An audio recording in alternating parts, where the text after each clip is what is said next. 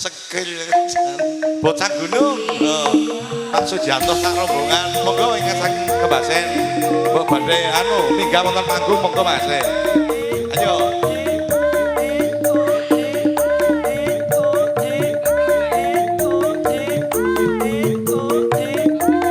Yelista budaya yo.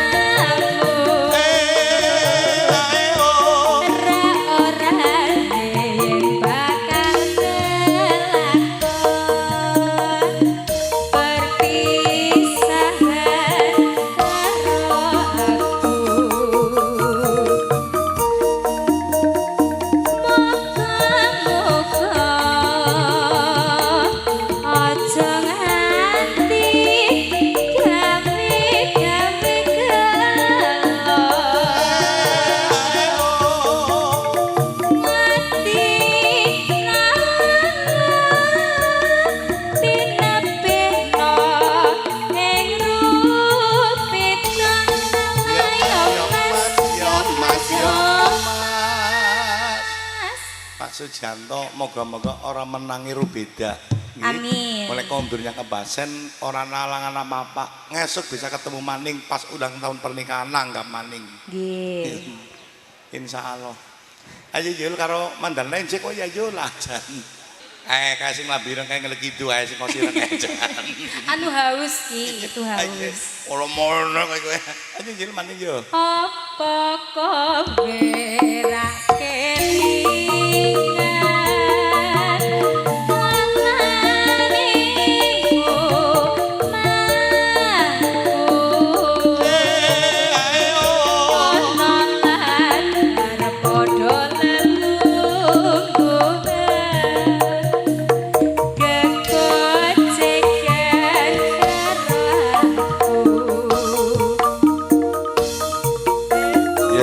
budaya.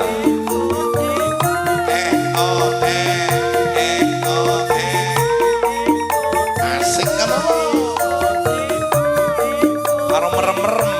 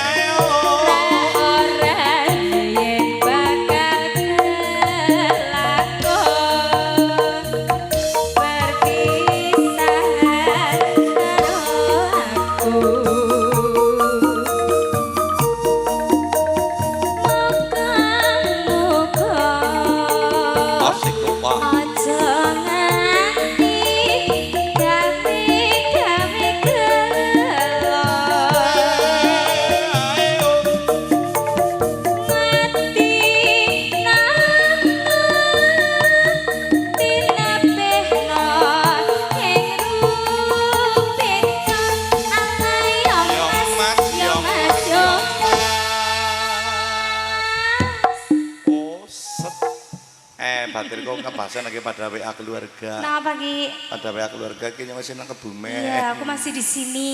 Lagi Bentar WA lagi bulan. WA keluarga ya. Keluargane wong dia ya. Jan. Jare sapa? Ya garem Sapa kok Ki? ya orang lanang lah. Jan. Kancane Rika Ba? Ancaku. Oh. Untung malah sida dadi wong lanang kowe. Jan. Kadowen lah. Monggo lanjut. Apa kowe ra